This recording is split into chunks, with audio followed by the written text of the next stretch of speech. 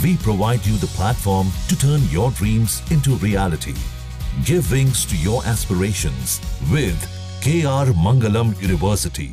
अब हम एक ऐसे टॉपिक पर बात करेंगे जो इंटरनेशनल हेडलाइंस बना रहा है और वो है कनाडा का डिजिटल सर्विसेज टैक्स यानी कि DST। इस टैक्स ने खासकर यूनाइटेड स्टेट्स से बहुत स्ट्रॉन्ग रिएक्शन क्रिएट किया है। प्रेसिडेंट डोनाल्ड ट्रंप ने तो सारी ट्रेड टॉक सस्पेंड कर दी हैं और टैरिफ्स लगाने की धमकी भी दी है। तो चलिए समझते हैं कि ये टैक्स है क्या, इससे क्यों लाया गया है और ये काम कैसे करता है। तो सबसे पहले कनाडा का डिजिटल सर्विसेज टैक्स क्या है। देखिए, ये एक फेडरल कैनेडियन टैक्स है जो उन बड़ी टेक्नोलॉजी कंपनीज को टारगेट करता है जो कैनेडियन रेजिडेंट से डिजिटल सर्विसेज के थ्रू रेवेन्यू जनरेट करती हैं। ये नॉर्मल कॉर्पोरेट इनकम टैक्स जैसा नहीं है जो प्रॉफिट्स पर लगता है, बल्कि ग्रॉस रेवेन्यू पर लगाया जाता है जो डिजिटल सर्विसेज से कमाया जाता है। ये टैक्स पहली बार 2019 में प्रपोज किया गया था और ऑफिशियली जून 28, 2024 को इफेक्ट में आया। पहले टैक्स पेमेंट्स जून 30, 2025 को ड्यू हैं, लेकिन ये टैक्स 1 जनवरी 2022 से कमाए गए रेवेन्यू पर रेट्रोएक्टिवली लागू हो गया है। अब सवाल आता है कि कौन सी कंपनीज ये टैक्स पे करेंगी। ये टैक्स उन कंपनीज पर लगता है जो कंडीशंस मीट करती हैं। सबसे पहला, जिनका ग्लोबल रेवेन्यू CAD 1.1 बिलियन लगभग USD 820 मिलियन से ज़्यादा है और जिनका कैनेडियन डिजिटल सर्विसेज से रेवेन्यू CAD 20 मिलियन लगभग USD 14.7 मिलियन से ज़्यादा है। अगर कोई कंपनी ये दोनों कंडीशंस मीट करती है तो उसके कैनेडियन यूजर्स से कमाए गए डिजिटल सर्विसेज रेवेन्यू पर 3% टैक्स लगेगा। क्यों कौन सी सर्विसेज पर ये टैक्स लगता है, ये सवाल भी है। ये DST 4 मेजर कैटेगरी की डिजिटल सर्विसेज पर अप्लाई होता है।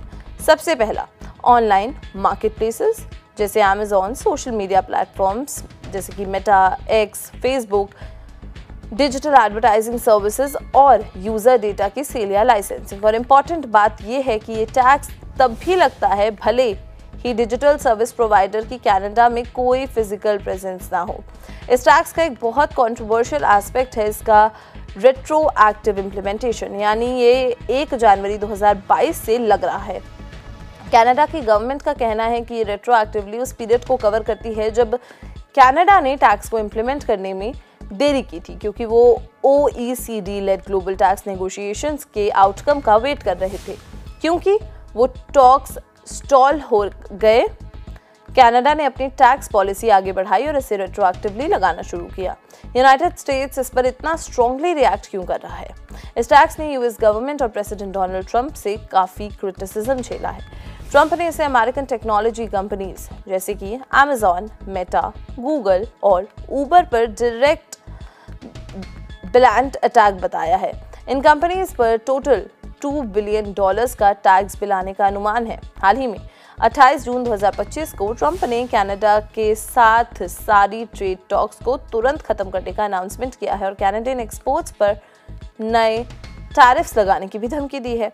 उन्होंने US ट्रेड एक्ट के अंडर एक सेक्शन 301 इन्वेस्टिगेशन का ऑर्डर भी दिया है यह एक्सेस करने के लिए कि क्या DST अमेरिकन कंपनीज को अनफेयरली हार्म कर रहा है। तो कनाडा कैसे रिस्पॉन्ड कर रहा है। Canadian prime minister mark Carney ने मेंटेन किया है कि DST डिजिटल सर्विसेज की फेयर टैक्सेशन इंश्योर करने के लिए एक लेजिटिमेट एफर्ट है जो कनाडा में यूज़ की जाती है। गवर्नमेंट ने कहा है कि वो कैनेडियन वर्कर्स एंड बिजनेसमैन की बेस्ट इंटरेस्ट्स में ट्रेड डिस्कशंस में एंगेज करते रहेंगे। फाइनेंस मिनिस्टर फ्रांकोइस फिलिपी ने भी इशारा किया है कि DST को अभी भी ब्रॉडर ट्रेड टॉक्स के पार्ट के रूप में नेगोशिएट किया जा सकता है, लेकिन US के रिस्पॉन्स के बाद उन नेगोशिएशंस का फ्यूचर अनसर्टेन है। बिजनेसेस और ट्रेड पर इसका क्या इम्पैक्ट हो सकता है। कैनेडियन बिजनेस लीडर्स ने भी चिंता व्यक्त की है। बिजनेस काउंसिल ऑफ कनाडा ने वार्न किया है कि DST US के साथ इकोनॉमिक रिलेशंस को सीरियस डैमेज कर सकता है, क्योंकि US कनाडा का सबसे बड़ा ट्रेडिंग पार्टनर है। 2024 में दोनों देशों के बीच बायलैटरल ट्रेड $762 बिलियन से ज्यादा का था।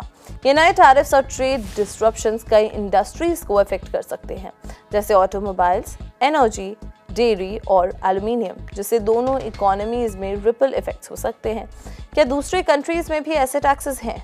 जी हाँ, बिल्कुल, कनाडा अकेला नहीं है जो डिजिटल सर्विसेज टैक्स ले रहा है। France, UK, Spain, Italy, Austria, India, Kenya और इंडोनेशिया जैसे कंट्रीज ने भी सिमिलर लेवाइव्स इंट्रोड्यूस किए हैं। फ्रांस के 3% टैक्स ने भी ट्रंप के पिछले एडमिनिस्ट्रेशन में यूएस की धमकियां ट्रिगर की थी, लेकिन इनमें से कई कंट्रीज ने इन्फोर्समेंट को पॉज कर रखा है जब तक OECD ग्लोबल टैक्स फ्रेमवर्क पर काम कर रहा है। कनाडा ने कई साल वेट किया, लेकिन OECD टॉक्स ने स्टॉल होने के बाद आगे बढ़ने का डिसीजन लिया। तो अभी की सिचुएशन ये है कि कनाडा का डिजिटल सर्विसेज टैक्स अब लॉ बन चुका है और पहली पेमेंट डेडलाइन बहुत करीब है। क्या यूएस के साथ चल रहे टेंशंस ओटावा को इस टैक्स को रिकंसिडर या नेगोशिएट करने पर मजबूर करेंगे, ये देखना बाकी है। फिलहाल ये सिर्फ एक शिफ्ट नहीं, बल्कि कैसे कंट्रीज ग्लोबल टेक जायंट्स पर टैक्स लगा रही हैं, बल्कि डिजिटल एज में ट्रेड डिप्लोमेसी का एक बहुत बड़ा टेस्ट भी है।